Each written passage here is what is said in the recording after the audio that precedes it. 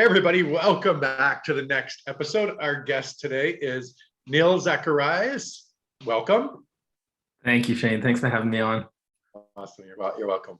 He's an entrepreneur, author, and podcaster with a passion for food system change.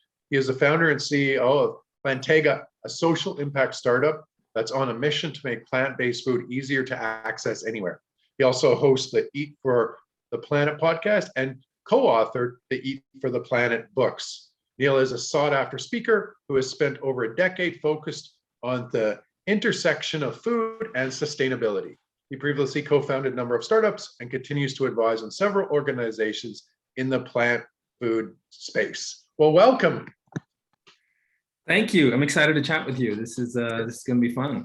Yeah, that's awesome. So tell us a little bit more about you. How did you get to where you are today? Well, I'll try to keep it brief, but if you're speaking about my career and my professional life, I would say it really started about 20 years ago. I started my professional career as an attorney.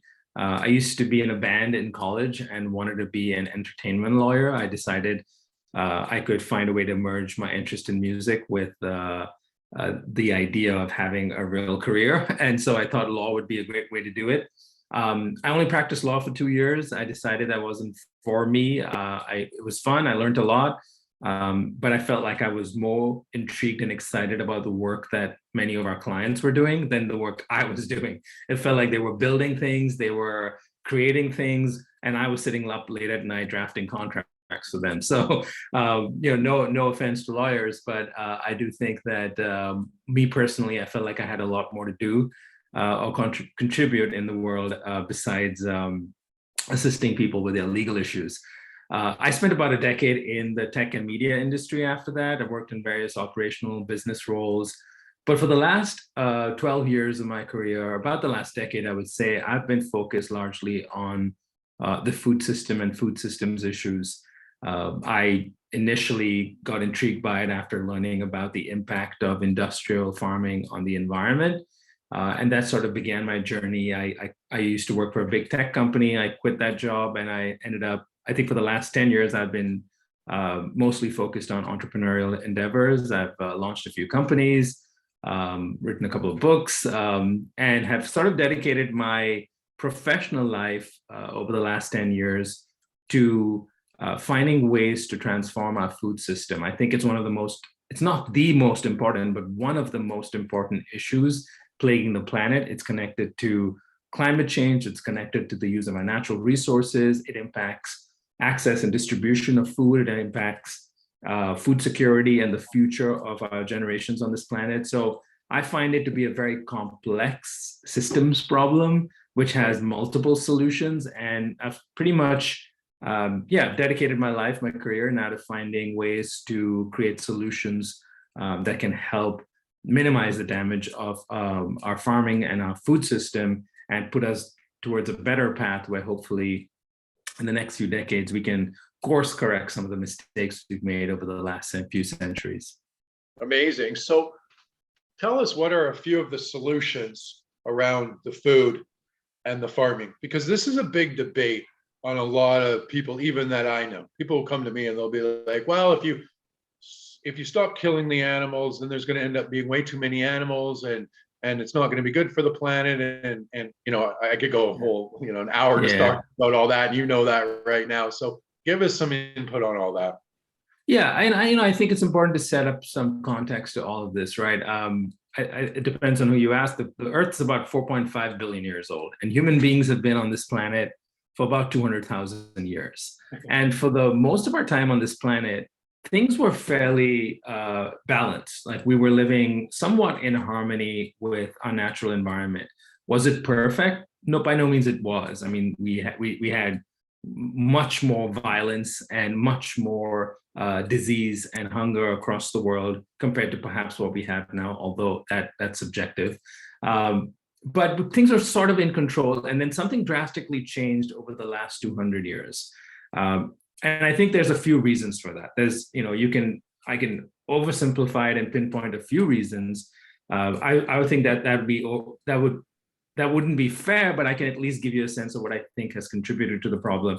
Firstly, in the same 200 years, where we've seen this change in our balance with our natural environment, we experienced the Industrial Revolution. So there's been, the rise in technology, which was inevitable. Human beings are in a continuous process of improving and evolving our tools, and eventually we were going to design more sophisticated technology. I don't think anything could have prevented that from happening. Coupled with that, we also saw a spike in population. We were about 1 billion people for the first 200,000 years on this planet, and then we spiked to about 7 billion people in the next 200 years. So that's a lot of people. And then, of course, we've had, you've got to bring in some historical context around, wars and labor shortages. We had the 2 world wars, and we also had the development of an economic system, which is capitalism, which works, but is not perfect also. And a lot of the damage we've done to the natural environment is tied into the focus on pretty much unchecked capitalism. And that's reflected in every aspect of society. You can see it in every industry around the world. And the reason I bring all of this up is because the food industry is no exception, right? We went from using fire and axes to chop down trees to make room for farmland, to using industrial machines that can basically bulldoze an entire forest in a few minutes. Right. We've gone from like fishermen with like fishing nets to basically military sonar technology that can pinpoint where fish are in the ocean. So we've just gotten a lot more sophisticated, which has increased the rate at which we extract natural resources in the food, particularly around food. And what we've ended up doing to ourselves is we've reached a point where we are extracting natural resources much faster than they can replenish themselves. And that's really, at a high level, the problem with what's happened with our food system. And because people like eating meat, dairy, eggs, and cheese, right, and our cultures have evolved to eat that. We used to eat that, centuries ago, and we still crave that. Our food system rose to meet that demand and was designed to provide, it really was designed to create the most amount of food at the lowest possible cost. And so what we've ended up with is this industrial farming system. So it isn't that, what we did from the beginning of time was always wrong. It's that we've gotten way more sophisticated in how we farm animals, and we basically, 99% of our meat, dairy, and eggs comes from factory farms, which are industrial farms that are, draining our natural resources, the biggest contributor to greenhouse gas emissions, using more than half the land on planet Earth and majority of our fresh water. And it is contributing to the climate crisis, impacting communities around the world, including in North America. And of course, not to mention, leaving billions of animals to live short lives in misery in these factory farms. So there's nothing good about the system, but I don't blame anyone for it. I think it's a natural evolution of what happened across the world over the last 200 years, which has brought us to where we are today. Now, the solutions to it, there are many. I'll let you respond to that. That's about that. If you give us all the solutions, that's about a 9-hour podcast right there. Yeah. So go ahead. What are a few? I said basically you've got to, firstly we've got to acknowledge what the problem is, and if we acknowledge and we all agree, I think most people agree that industrial farming is bad, where you are farming animals in terrible conditions, pumping them with hormones and antibiotics, you're spraying pesticides on the crops that we grow, and we're feeding most of them to animals when people go hungry. So there's nothing just about it. It is kind of absurd that we've ended up in this place. The only few people that might disagree with what we're talking about are the companies that actually profit from doing it, because of course they have self-interest in it. But even within those companies now, you're starting to see a shift start to happen where they see, maybe this is unsustainable. Not because, frankly, that they care about the environment. It's partly because we're going to run out of land eventually. We're going to be about 10 billion people on the planet. And to feed that 10 billion people, the current rates of what meat consumption are, we're going to need about 50% more land. We're going to need to grow more food in the next 30 years than we have in the last 10,000 years or something. So it seems like we need to find more ways to give people what they love, which is meat, apparently. That's what people have really want to consume. we've got to find better ways to do it. And even the big food companies, even the meat processors recognize that challenge right now. So, for me, it became abundantly clear as like industrial animal farming is unsustainable. We need a solution to it. The simple answer is if you eat plants and don't eat animals, you automatically do something that's vastly better for the planet, right? You use less land resources because you're not growing food now to feed farm animals. You're not wasting water to basically hydrate farm animals and to clean up their mess. Instead, that water can be used by human beings. You're basically utilizing resources much more efficiently for direct human consumption. But the challenge is now, well, people just don't. If everyone wanted to eat just plants, and it was simple to explain that to everyone, and everyone decided let's all go vegetarian or vegan, we would have probably, I wouldn't say we have solved the problem, we would have done something much more positive. The reality is not everyone's going to do that. People still love their meat. So we've got to find alternatives. And I've really grown to recognize that the plant-based food industry, the development of meat alternatives, egg and cheese alternatives, and milk alternatives are a big part of the solution. And I think it's very important to stress that it's not the solution, it's a part of the solution. And by no means does someone have to give up the foods that they love. Perhaps they can diversify what they're eating. And of course, the best thing you can do for your health is eat more whole plant foods. So, ideally, if we can create a food system that is plant forward, that encourages more people to eat, whether it is meat substitutes or real plants, we have a fighting chance to tackle the problems with our food system and hopefully put us down a path where we don't end up completely draining our natural resources like our rainforests and destroying our oceans merely because we want cheap, fast meat. So I think, we just need to talk about this problem at a conceptual level, but it can get very emotional because food is culture, food is emotions. People love food. And so I might like to intellectualize the whole thing, but at the end of the day, people sit down to eat, they don't want to think, they just want to enjoy. Yeah. And so how do you get to people that way is what makes this problem really fascinating for me, is like, how do you change culture and mindsets and taste buds, and how do you help people recognize that they can eat the right food without having to really think too much about it. Right. And so we need to create a system that makes it easier for people to make better food choices. Right. I so agree with everything you said. I remember when obviously, I've been vegan for, 20 years type stuff now, a long time. And, back then, there wasn't very many choices on anything. I think there was a garden burger from Costco, right? Something like that.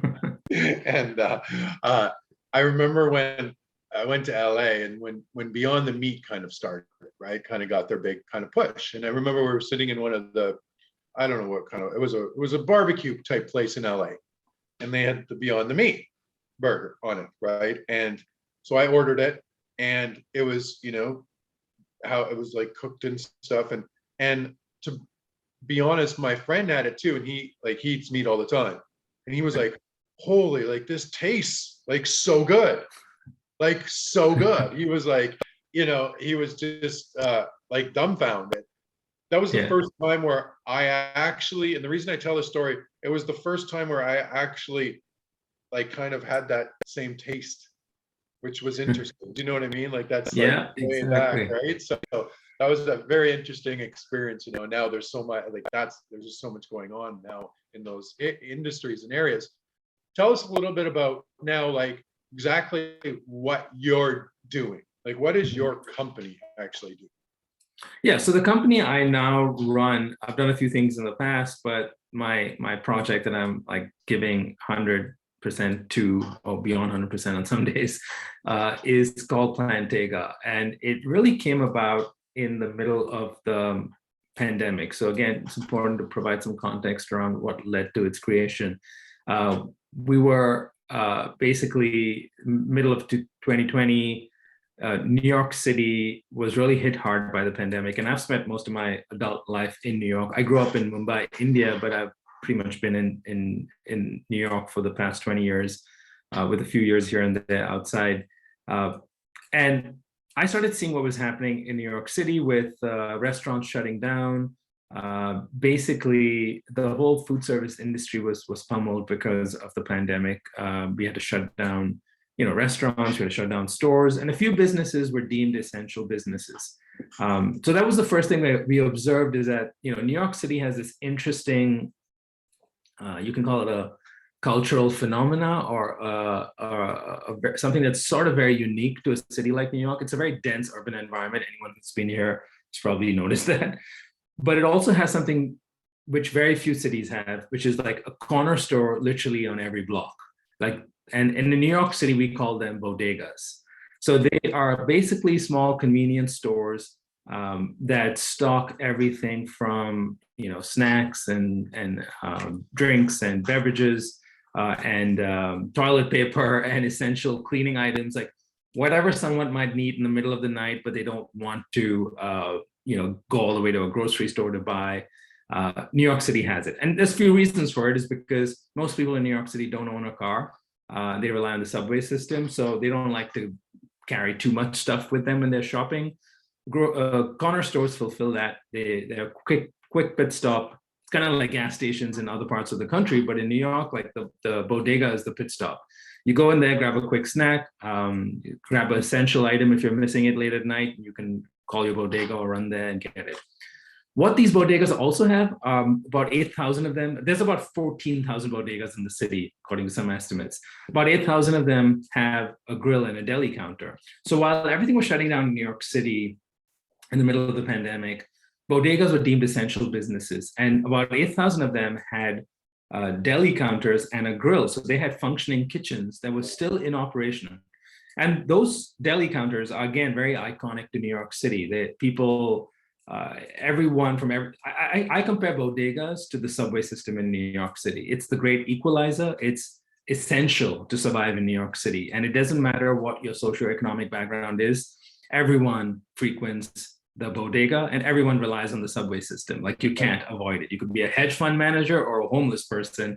You're going to use both those things. So looking at what was happening in New York, thinking about bodegas, plus I had been focused on the plant-based food industry and had started to really question, who is it that the plant-based food industry was feeding? Like, the companies that you spoke about, Beyond Meat and others, were launching a lot of products that were being largely sold in big box grocery stores, and some fast food restaurants were testing them out.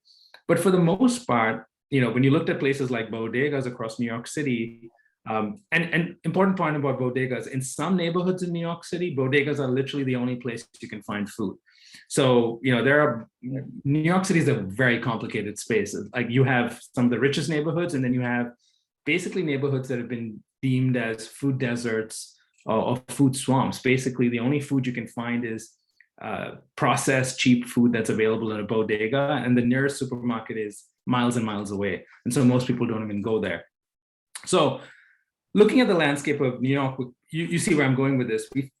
I was thinking, can we find a way to get plant-based foods, which are undoubtedly going to be the foods of the future, and find a way to get them into corner stores across New York City and introduce them to a whole new subsection or diverse consumer base that previously have never tasted plant-based foods. And the whole idea was, how can we make plant-based foods more accessible everywhere? And the way we did it, we partnered with a few plant-based food companies, and we created a business model that provides corner stores in New York City with a completely turnkey solution. We go to them and say, we will sell you plant-based foods. We'll sell you the products. We will provide you the training. We'll install an entirely plant-based menu in your grill that will sit alongside your regular menu that will be made of 100% plant-based ingredients. So our menu, the Plantega menu, sits alongside the regular deli counter menu. It includes many of the same items that you would buy off the deli counter in a typical bodega, whether it's a chopped cheese sandwich or a deli sliced sandwich or a sausage, egg, and cheese sandwich, except ours is made of high quality plant-based ingredients that are sourced from some of the best brands in the business. And we told them, we'll set up the signage, we'll do marketing for you, we will handle distribution. The corner store owner will not have to leave the store. We will basically come in there and empower them to make money selling foods that are better for the planet and better for people. And that was initially just launched as a bit of a test back in late 2020. And eventually that grew into a company that we were being incubated as part of another entity and eventually spun out. And now we're in 18 stores across the city. And then our goal is to be in at least 40 across the city. And it's been a fascinating, what started off as a bit of an experiment to see like what would happen if you put plant-based food in an environment where people are not used to finding plant-based food. Would people who are not vegan or vegetarian, just everyday New Yorkers who are walking in there, would they choose the plant-based option? And what we've learned and what we've tried to fine tune over the last 1 year since we've been around is how do you make it more attractive and exciting and delicious and convenient and affordable for someone to make the better choice without them having to think too much about it and without us having to preach to them about why they should eat plant-based. So it's kind of like it's an interesting way to nudge people to make the better choice, at least sometimes, if not all the time. And again, it's all about improving access to better food so that we can, back to what we were talking about earlier, find a way to improve and transform the food system and maybe change people's mindsets and taste buds and perceptions of what plant-based can be. It doesn't have to be bland tofu in a plastic container. It can be a delicious sandwich that pretty much tastes like meat and is pretty much as affordable as meat. So that's really our mission, and we're very excited about it. That's amazing. I love it. Congratulations, by the way, on the 18 stores and growing. Yeah, thank you. You're welcome. So do you find that are people attracting to the plant-based menu? Are some coming over that would normally, I just look at it like you're looking at the normal menu, you're looking, hey, where's this menu come from? So are they actually starting to convert over and give it a try, do you think? You have the data? 100%. Our data shows that we wouldn't be in existence if that wasn't happening. So, we in some stores. So it's not just the vegan community, right? So it's no. You said we wouldn't be in existence if that wasn't happening. So that's cool. Yeah, and we're in like Manhattan, in Queens, in the Bronx, in Brooklyn, multiple locations across the city. In some neighborhoods that frankly, the store owners initially were just not. They weren't sure it was going to work because they looked at it and they said, well, that's a few dollars more than the regular cheeseburger. Who the hell is going to pay extra money to eat something plant-based? And then a week later, they were calling us asking to reorder more products because people were buying it. And I think that's an interesting point to talk about. I think plant-based foods have gotten a lot more attention and visibility. I think they are almost sort of a trend now, but I think they need to go beyond being a trend. It needs to really be kind of embedded into our culture where people think it's totally normal to choose a plant-based option. And they also are not scared of doing it. They don't feel like they're making a sacrifice by choosing plant-based. They're actually going to get something, if not as delicious, but probably more delicious. What we're seeing is that in most stores across the city, when we first launch, and we're very selective about which stores we launch in, we learned a few lessons early on. We launch in stores that are near high traffic locations, near commercial hubs, subway, hospitals, work buildings. We want to make sure that they are already pretty good businesses and that they have a great running deli counter that does good business and they have regular customers and that they are high quality and professional. Because some obviously are better than others and we want to make sure we pick the best ones.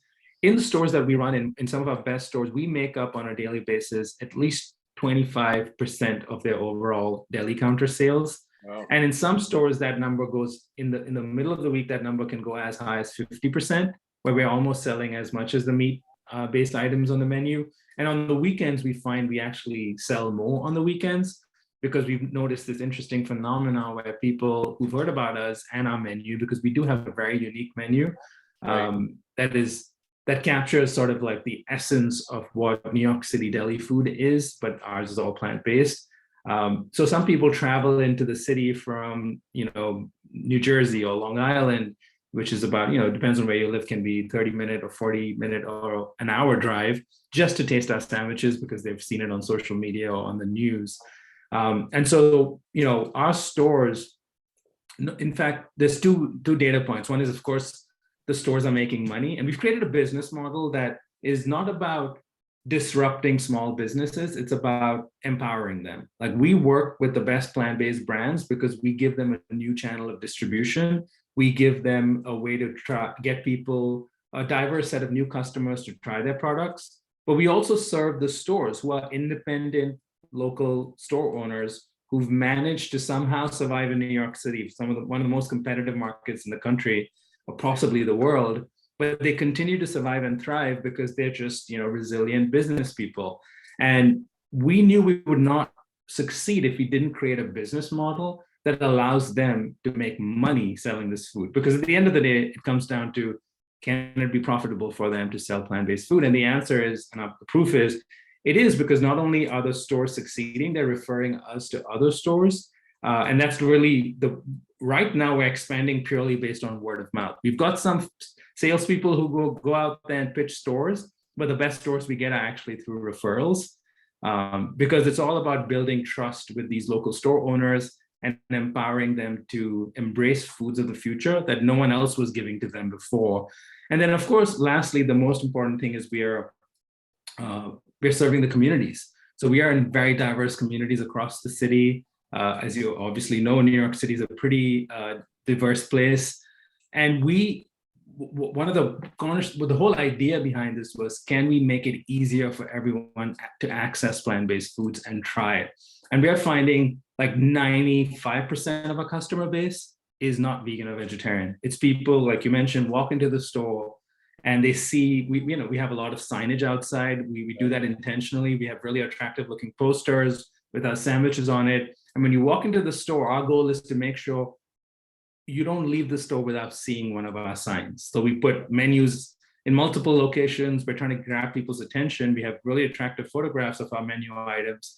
And people walk in and then they look at what's on the regular menu and then they see ours. And we're very transparent about what's in each menu item as well. So we label it all plant-based and we mention each brand that we work with. So you're getting nothing but high quality ingredients. And we find most people are intrigued, and people from all walks of life, many who've never tried something plant-based, will look at our menu and choose something from there because it just looks delicious. And then when they try it, they believe it, and then they come back for more. And then another thing we do is we also do sampling events outside these stores every other week almost. So we get people to try different sandwiches, and that usually brings them back, because sometimes people don't want to spend money, but if they're given the sample and they taste a plant-based chicken quesadilla or a fried chicken sandwich or a cheeseburger that's made with plant-based meat, and they realize how good it can be, like your friend did, they're more inclined to come back and possibly buy it. So it's just it proves the point that the problems with the food system are systemic and not about individuals. I think people, if given the opportunity, will make the right choice. You just have to make it convenient for them. That's amazing. I love that. So does your menu, does every item taste exactly the same at each location? Great question. So we have someone on our team who trains every new store when we launch. So when we launch a new store, we set up the signage, we put up the menus, we sell the products to them. And then someone on our team who's responsible for the culinary side of things trains the cooks at the location. And then what we do is we come back every week for the first few weeks to quality check the items. And then we continue to do sporadic quality checks, because we want to make sure that there is, firstly, that the cooks are using our ingredients and they aren't mixing, because now plant-based foods have gotten so advanced that you can't even make out the difference when you look at them compared to the meat-based. Like the plant-based chicken looks exactly like chicken, and so does the burgers, for example. So we do a lot of training in terms of not only which ingredients need to go in the sandwiches, but also where the products are stored so they don't make mistakes when orders are being placed. In terms of taste, we try to aim for consistency across the board, but here we've seen a unique phenomenon where each store, I've got to give kudos to the cooks who work in these bodegas. They are talented and they are the fastest cooks you will find on planet Earth. Like, these guys can whip up a sandwich in like a minute. And so a lot of them add their own personal flair to it and do things with our sandwiches that we couldn't even have thought of. And they have techniques that they use that sometimes you'll find a certain sandwich in a certain store tastes a little different. It has the same ingredients. It literally follows the same recipe. But if I tried to recreate it at home, it wouldn't taste the same. Right. So I think you've got to tip your hat at sort of like the skills involved there too, that sometimes result in subtle differences that maybe, an everyday person who's never eaten a sandwiches will not recognize, but I definitely notice when I go from one store to the other. Right. That's amazing. What's your best-selling item? So our best-selling items, we have like 3 items that are really top sellers on our menu, and they are not surprisingly generally pretty popular in bodegas. So we have the chopped cheese sandwich, which if no one's heard of a chopped cheese sandwich, let me explain it to you. A chopped cheese is like, No, I have no idea what you're talking about. all right, so like it doesn't actually sound like what it is. So a chopped cheese sandwich is New York City's answer to the Philly cheesesteak sandwich. And the legend has it that it was actually invented in a bodega. And it was invented in a bodega partly because one of the bodegas, and I don't know how far the story is true, but this is the legend, that in a bodega in the Bronx, basically they had burger patties that were starting to fall apart and they were not evenly formed. And so instead of letting them go to waste, one of the cooks decided to mix up a few burger patties and chop them up and mix in peppers and onions and melt cheese over it like a Philly cheesesteak sandwich. And that then became the chopped cheese sandwich. So basically it's a chopped up burger patty mixed with peppers and onions and with some spice added on and cheese melted over it. And it can be eaten in a roll or a hero. And it's a very quintessentially New York sort of sandwich that you mostly will find only in bodegas. And so our version of the chopped cheese obviously does all of the same things except uses a vegan cheese, plant-based. We use Beyond Burger for our chopped cheese sandwich.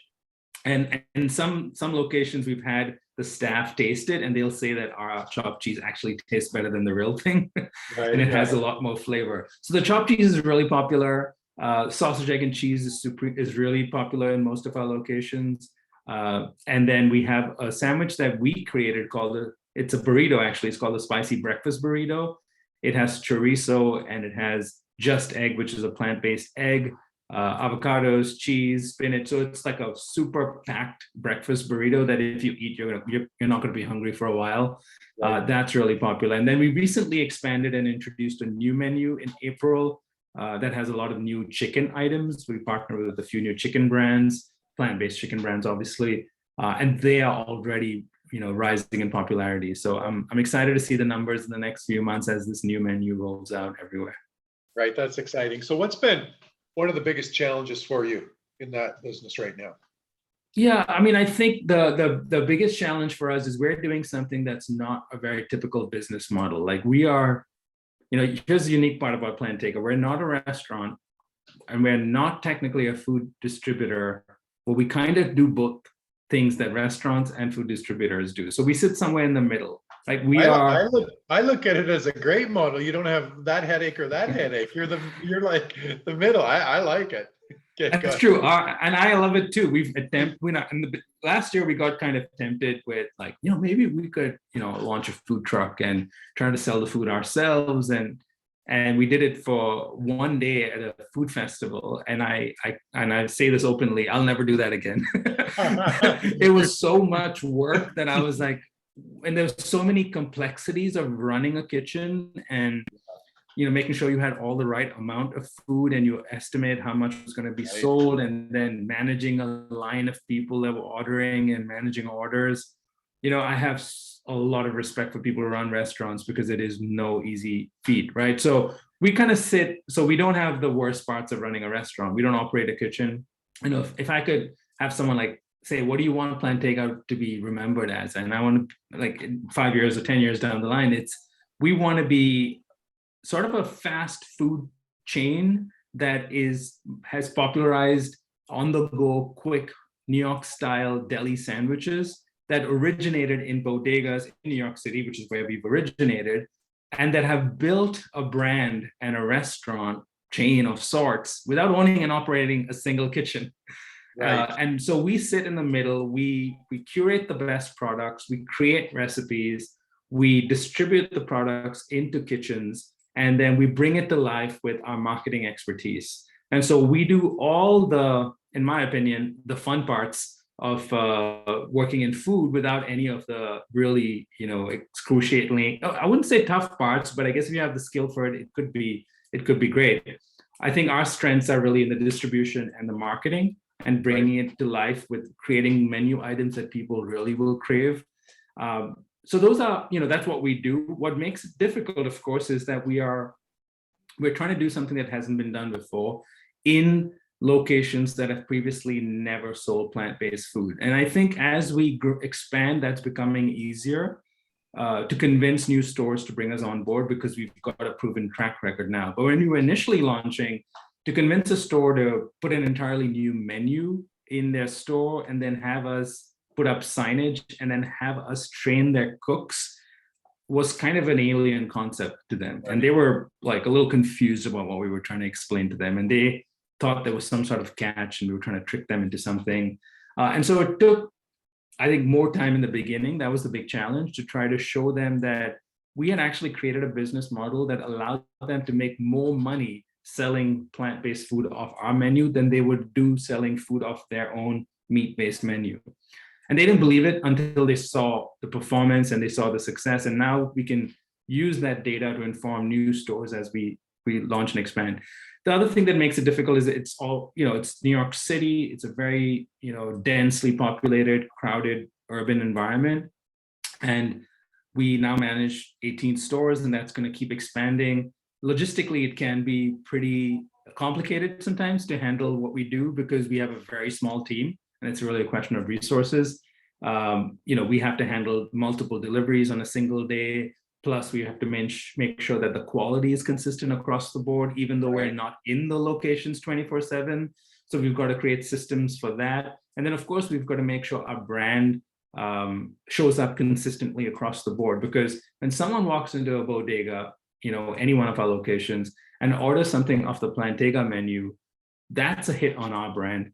Even though that bodega is making money selling that sandwich, people are ordering it because they've seen the Plantega menu. And so, we've got the time and effort we put into protecting our brand to make sure that people have a good experience. Because when people get the wrong order, or they don't like a sandwich, or they missed an ingredient, they forgot to put the cheese in the sandwich, they'll maybe complain to the bodega, but they'll come on our Instagram and tell people, right? So, we've got that responsibility as well. And so really, it's not the worst challenges, frankly. I've done much more complicated things in the past, but it's constant problem solving, which in my opinion makes it exciting for me, because I think, it makes it dynamic. No 2 days are the same. Right. And there's, I'm someone who can get easily bored. There's no chance of that in this work, because there's always something new to deal with, good or bad, right? Right.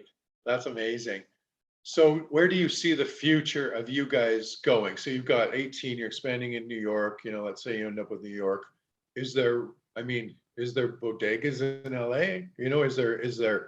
Or is it, how are you going to expand the model, I guess? Yeah, great question. I mean, we're already starting to, one other thing that we do in bodegas, which I didn't mention, is in addition to installing our menus and creating a business model for them to sell plant-based food, we now are starting to onboard those locations onto food delivery apps, so people can, they can also get supplemental revenue from delivery orders in addition to people walking into the stores. And so we're starting to focus a lot more on technology enablement. And initially we're doing that in partnership with existing food delivery apps, where we're starting to look into, what could it look like if we could create we could create our own technology that could allow stores to quickly bring our menu in an online version of our menu before they even launch it in the store. That could be a lot more quicker to scale. So that's one thing we're looking generally in New York City, and that's just going to improve distribution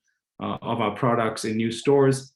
Of course, I would say this year, we're hyper-focused on New York City, and probably into next year.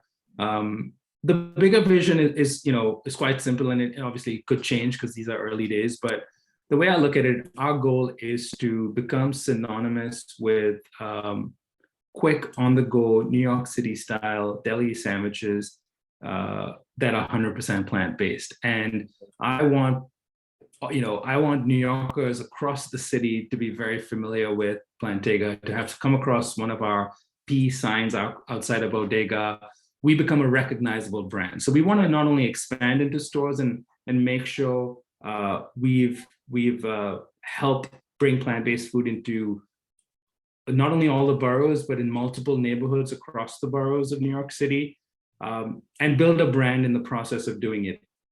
Execute this consistently, create a high quality experience, and bring more fun, exciting food and joy to New Yorkers across the city. That's our number one goal. We want to expand in New York.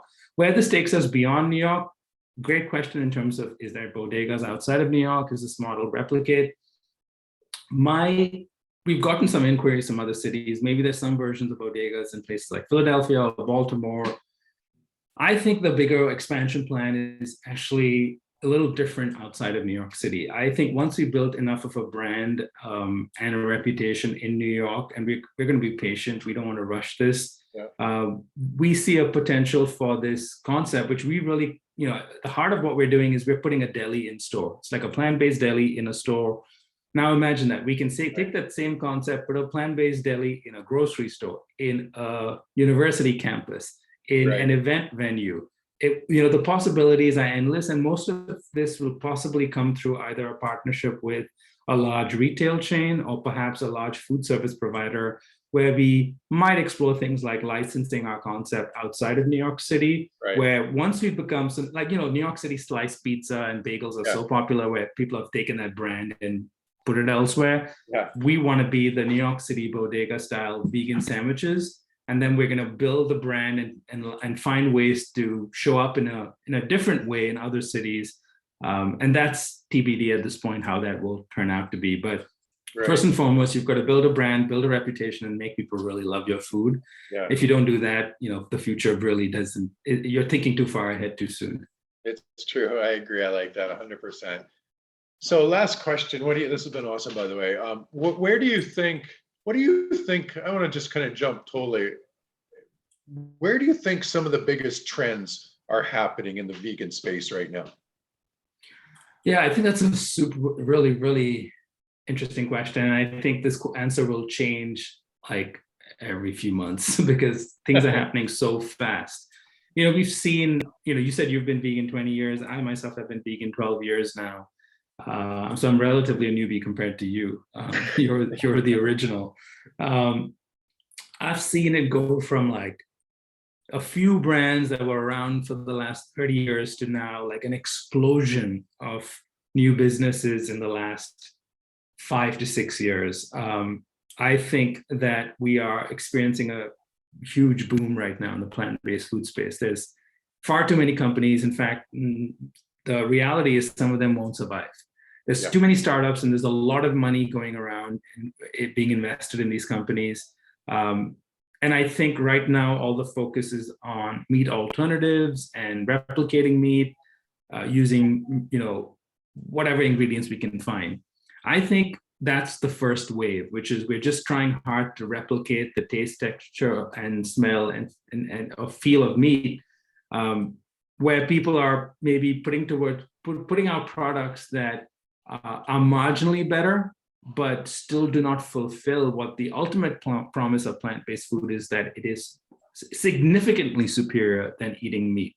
So I do think that the first wave is products that are proving that it can be done, and without them, we wouldn't have an industry. Right. I think that the second wave that's coming up is foods that are going to, in some cases, replicate meat and cheese and eggs, but from a nutritional standpoint is going to start to significantly outperform some of the early versions of these alternatives. Right. So I think, most people, that what we've seen anecdotally, and I think a lot of the data also shows, most people choose plants because choose to eat plant-based because they're concerned about their health.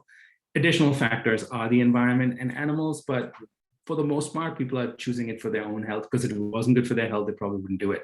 And I think increasingly companies are working on new products that are going to deliver on that promise in a really compelling way. So I think as the awareness of plant-based improves and increases, you're going to see a demand. It's my guess. I mean, I don't have I don't have a crystal ball. I don't know. I can't see the future. But my guess is that the products are going to get incrementally more nutritious, more based on whole plant ingredients, without compromising on taste and any of those factors. That's the holy grail, really. Because today what we have is like, in the past you had mushy veggie burgers or black bean burgers that basically tasted of nothing. And then you had the Beyond Burger, right? And the Beyond Burger is, you know, interestingly complex and tastes a lot like meat. Now you're going to find, how can we create a Beyond Burger but with real whole food ingredients? That's going to be the challenge. And some companies are working on some fascinating things. And then beyond the vegan or the plant-based space, there's this whole new world coming of cultivated meat or cell-based meat. And products using stem cells and products using precision fermentation that are basically replicating animal proteins like whey protein, replicating even meat in certain cases by using some new novel technology. So I think, you know, we'll see where that goes. It's too early for me to speculate on that, but I think there's a whole new world coming. But at the same time, it's going to be hyper competitive and not everyone's going to survive. The good news for consumers is, you know, from a consumer standpoint, you're going to have a lot of choices. And you're going to, and as demand increases and as more companies create better products, you're going to be able to choose if you want the healthiest plant-based burger or the most decadent plant-based burger. And that's a great thing, because anything shifting people away from buying, let's remember why we're doing all of this, from buying the cheap industrial factory farm meat that's terrible for the environment, terrible for animals, and terrible for your health, is a good thing in my opinion. Yeah, I agree. Some of the recent companies that I just interviewed have been able to carve out a niche in their spaces just from doing things like you said, like only having 7 ingredients or the most cleanest you can get. So, you know, you go on somebody else's stuff and you look at, even in the vegan community, you know, you got 22, 30 things on there. You might not even know what some of them are, even though it's vegan or plant-based. You go over here and the person's got 7, you kind of know, well, it's probably a little more cleaner, right? You know, exactly. So yeah, they've been able to carve out. So I bet that been used. I'm glad you said that, because I've been watching that, you know, these smaller companies that are not known, that are becoming known because they're carving out these little niches in that space right now. 100%. And I think, you know, it's exciting. That's the beauty of like entrepreneurship and creating things and building things. You know, you need someone like Beyond Meat to like break through and kind of show the potential in the market. And then that opens the doors to so many new ideas and technology and more funding, that it almost creates this race to create better and better technology, hopefully, that will do better things to our food system and not make it worse. I think in the past, we've never thought about the consequences of new technologies. And I think my hope is that on this go around, as we try to create a better food system, we will be more mindful of what the downstream impacts will be of some of these products scaling and hopefully finding ways to feed the world in a more sustainable way. Right, that's amazing. Last question. Do you think that there's enough consumers now to be like where we'll start to see, like, for example, you see, you know, a couple of the fast food franchises now starting to come on, you know, that have got 20 locations going to 40 locations, you know, competing with the McDonald's and stuff like that. Do you think we're going to see stuff like just vegan hair salons, just vegan this, just vegan this? Do you think there's enough demand that we're going to see that over the next 10 years? I think on the food side, yes. I'm not so sure about the other types of businesses. On the food side, we're already seeing it. There are a number of all plant-based fast food chains. Veggie Grill is one that's been around for a long time. There's several new ones that have launched in the last few years. I think, you know, it's going to be, and I think the sign that there's so many new businesses is that something's actually working in this space. So it's a good sign. It's to be seen how all of this is going to play out, because even the gigantic fast food chains like McDonald's and KFC and Burger King are all looking, some of them have plant-based options already, but are looking to expand their menus. I think it really depends on consumer demand and adoption. The short answer is it's a little early. Like right now, plant-based meat, and this may sound shocking because I've been sounding so positive throughout this whole conversation, but plant-based meat makes up about 1.4% of meat sales at the moment. 1.4%. That's a rounding error for the meat industry. That's right. Like, it's probably worth like 1.4 billion compared to like the trillions the meat Yeah. industry is worth. So we have a long way to go, which you can look at it one way of being like we've got an uphill battle, but the other way is that there is so much room for growth that even if you get to about 10%, that's going to be huge. So I think the next 10, 15 years are going to be really interesting. I think you will not hear less about plant-based. You're only going to see more, and there's going to be even more opportunities. It's what I think the challenge is going to be is how can you create differentiated business models? Like there's too many companies trying to do the same thing. And even in the case of like say restaurants or fast food chains, everyone's sort of doing burgers and the same thing. Yeah. I think we're going to need some more variety. We're going to need some more creative thinking there. Otherwise, you're kind of going to have a few winners, and the rest of them are going to be just average. That's the challenge. Yeah, that makes sense. Awesome. Well, this has been a great interview. Thank you for sharing so much great information. Where can they all find you? At social media, websites, and that kind of stuff. Yeah, if you want to check out more about Plantaga, go to eatplantega.com. You can also find us on Instagram at eatplantega. We are also on Twitter and everywhere else. If you want to learn more about some of the other work I do besides Plantega, I also host a podcast called the Eat for the Planet podcast. You can learn more at eftp.co, where I talk to a lot of food entrepreneurs. In fact, I've been doing that for 5 years.